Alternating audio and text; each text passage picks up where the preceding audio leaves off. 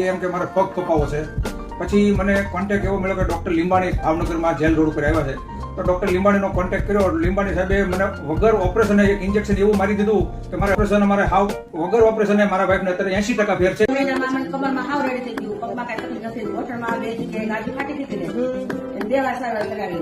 ખાલી શરદી હતી, અહીંયા કોણ જાય ખાલી શરદી આમ કે આમ માટી ગઈ જોવા તો નહોતું. હવે 75% રાહત છે. આ ઓપરેશન વગર સારવારે મને હેતલબેન નિમાણી ન્યા. મારું ગામ બજુ મને 2.5 વર્ષથી તકલીફ હતી. કેવી તકલીફ હતી? બહુ જ નસો ખેંચાતી હતી, કાંઈ નહોતી આપતી, આંખી બંધ થઈ જતી હતી, શોર્ટ જેવું આવે? હા, શોર્ટ જેવું આવતું હતું. પછી શોર્ટમાં બળતરા હાલતી હતી. પછી ફરીને તો પછી એનું ચાલતું હતું.